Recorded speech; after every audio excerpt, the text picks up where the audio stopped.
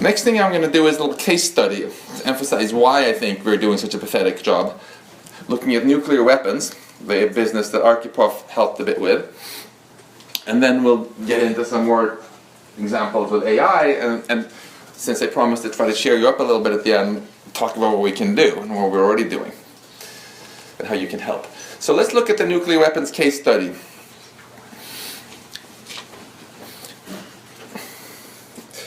This is actually a very old article. This is an article from 1954, the oldest article I have been able to ever find, giving really a comprehensive survey of what was going on with the hydrogen bomb, that there was a hydrogen bomb program, and what was happening with this.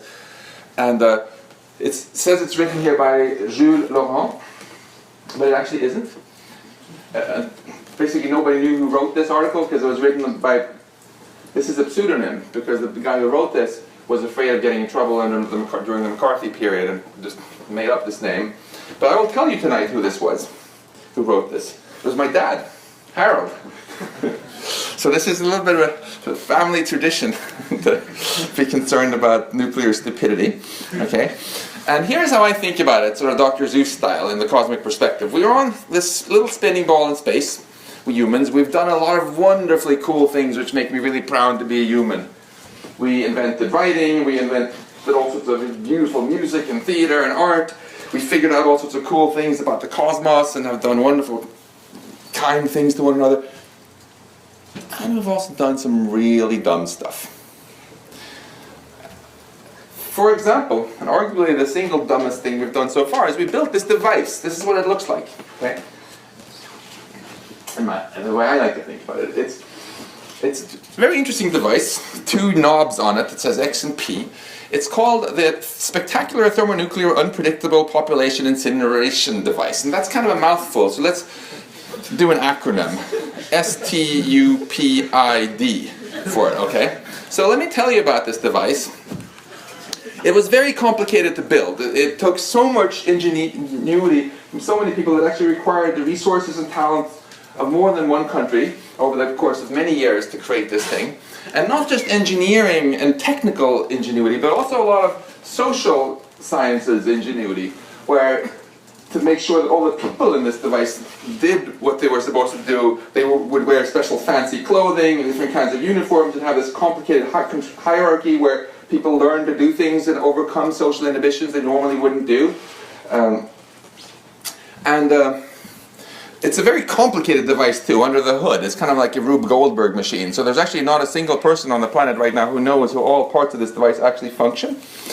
What does it do, this device? Well, it can create, cleverly, massive explosions around the planet. And that's basically what it does. Let's talk a little bit about these 2 knobs. Before we do this though, another remarkably cool thing about this device is, even though basically nobody on this planet wants it to be used, somehow the inhabitants of this planet still got together and did all this incredibly hard work to build it. Pretty nifty, huh? Pretty STUPID, if you ask me. But let's look at it a bit more analytically.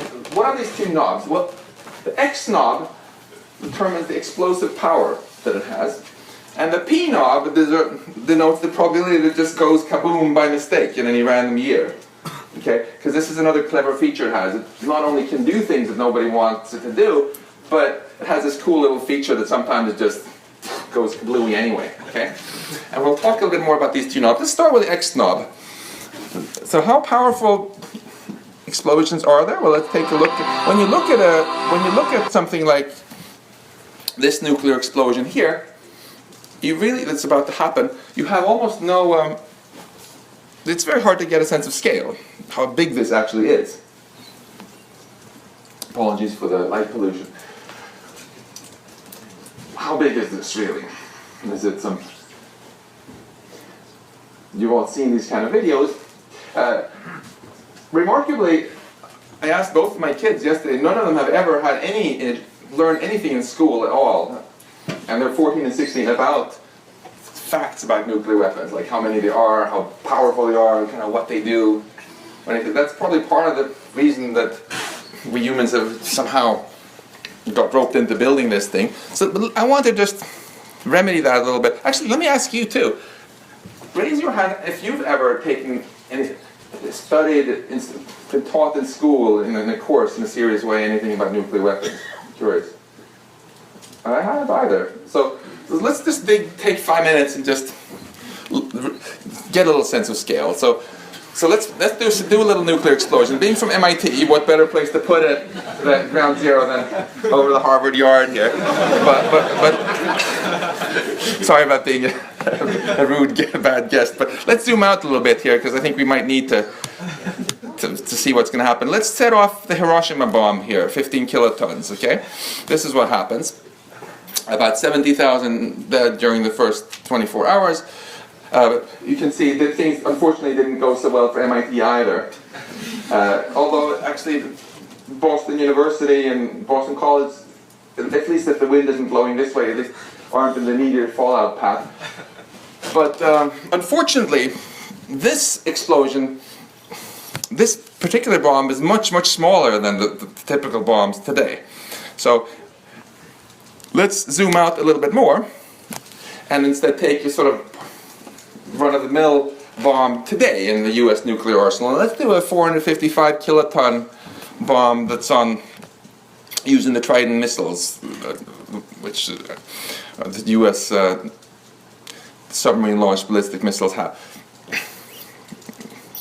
often equipped with, and see what happens. Then it looks like this. Okay, so that's sorry Boston University and the rest of Boston, we know it too. There's no way one could close those screens there, by any chance, is there? I feel a little bad for you if you can't see. Oh, thank you so much. Really appreciate it. Okay, so now about 500,000 people got killed in the immediate explosion here, and of course a lot more later. This still, though, is 100 times smaller, actually, in explosive yield than the one that we just watched in the beginning, which is 50 megatons. So if we zoom out even more and set that one off, sorry Cape Cod. So this is one nuclear explosion. But as you know, the clever device we humans have decided to build doesn't just have one hydrogen bomb in it. We actually have quite a lot. At the peak, we had about 65,000. Now, you can see more recently the numbers have gone down, and a lot of people have stopped paying attention because of this. Looks like there's almost nothing left, right? Well, only 16,000 or so hydrogen bombs left. We looked at one explosion. And it's not just the US and Russia who have them, but we keep adding in new nuclear power on average about every 5 years, including such enormously stable countries like Pakistan. And one of the most astonishing things is actually that the single most worrisome thing ever to be discovered about the harm that nuclear weapons do wasn't even known when I was born in the 60s, when they decided it was a good idea to have 65,000 of them. It only became known really in the 80s. And I'm talking now about the following. This is what Earth looks like on a typical day. This is what it would look like after a nuclear war. And then you wait a little bit longer, and more of the northern hemisphere, where most of the explosions happen, get covered with dust, blocking out the sunlight and causing a nuclear winter. And I just came back from a conference in New York where I gave a talk talking about this, and then suddenly realized I read the name tag of a guy sitting in the audience, and it was Alan Robach who had done this calculation, and it's an amazing calculation. When nuclear winter first started being discovered and talked about by scientists in the 80s, they used supercomputers to do their work, which were less powerful than this. Okay? Today, he's repeated this with the much more powerful computers of today and realized that what they did then was actually too optimistic. This doesn't typically last 2 years, often lasts for about a decade. And if you're on the ground, on a typical nice summer day, this is what it might look like. The sun would look about as bright then as the full moon does at night now. So imagine doing farming for during that time. And this is a weather map. This is how many degrees Celsius, not Fahrenheit, Celsius colder it is after a global nuclear war. during the first couple of years. So you'll see that for typically the American breadbasket, where we grow a large fraction of our grains, it will be about 20 Celsius colder, about 40 Fahrenheit colder than normal. And part of the Russian breadbasket is 35 Celsius, 70 Fahrenheit colder. What does that mean in plain English? It means like when you go out to harvest your nice cornfield, it might look like this that day. And you don't need to have a huge amount of imagination to feel that, well, you know, maybe a decade of this wouldn't be all that awesome. If you have 7.3 billion with no food, even if you personally happen to have, you know, a year of canned food stored up somewhere, you know, what are you going to do when those who didn't, but had a lot of guns, you know, come for a little visit, and armed gangs go door to door and basically screw things over for whatever people are left. And add to this, of course, just complete collapse of the infrastructure. Just look what happens even with a very minor thing like Hurricane Sandy, you know, power outage, and only part of New York City for only like a week. Now multiply that by 10 years and make it basically worldwide. Not the most awesome thing. So that's what the X button does. And the bad news is that even though we now have much less hydrogen bombs than we used to at the peak, we're down to 16,000. Alan told me that unfortunately he thought that the nuclear winter predictions were going to get better, but they didn't really. And then he realized that the main reason for this was that they had so much overkill, as some of the designers of this machine like to call it, which basically means you keep nuking the same city over and over, like 9 times just to be on the safe side. If you just nuke it once, you get basically the same amount of fire and soot going up into the atmosphere. So we would be pretty royally screwed if we accidentally went kablooey with this right now.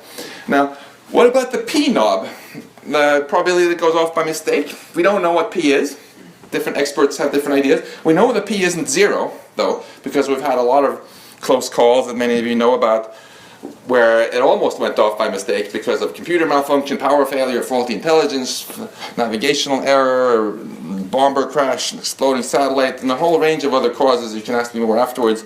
Here are 2 people on the right. One of them we already talked about, who single-handedly may have stopped the thing from going off. There might be other stories we haven't even heard about. So P certainly isn't 0. We don't know for sure, you know, what P is. But we can talk a little bit about how it's evolved. It used to be 0 before 1945. And then it obviously went up. There was a general sense that it went down a bit when Cold War ended because the people were less paranoid. But there are other... And then there was also a sense at this conference that Maya and I just came back from, that it's gone up again now in what many people are calling the second Cold War, with this very, very much more aggressive atmosphere between the US and Russia, where they're much more paranoid of each other. There are also other things which, for whatever clever reasons, we humans have decided to do, which increase P. For example, just to give one example, the Trident submarine launched ballistic missiles. They each have 24 missiles on them with multiple warheads. So they can deliver about 100 hydrogen bombs each. There's this plan to replace 2 out of the 24 with conventional explosives instead of nukes. Which might sound like a cool idea, because maybe you can just send one of those at North Korea or whatever, and it's not nuclear. But can anyone... No, you can't possibly... How could such an idea possibly get misinterpreted by the Russians? I can't think of any. No. So there are a lot of little things like this. Also, the idea of mutual assured destruction very much hinged on the fact that for years we had these very powerful bombs which were very imprecise in their targeting, which made it almost impossible to have a successful first strike. So you were pretty much guaranteed that if you tried to do a first strike, there would be enough surviving missiles on the other side that you would get hammered. We're moving away from that, because now we have GPS and incredibly precise targeting, and we also have much shorter flight times with submarine-launched missiles very close to Moscow and New York and so on, so that the time scale for decisions is much shorter, and more of the decisions are also being automated with putting in more artificial intelligence systems into these things. We can talk more about how that might affect things. It could increase P, it could decrease P. Bottom line is, I think any p, which is the probability per year that it goes off, above 10 to the minus 10 or something is just completely unacceptable. And we should come back and talk about what we can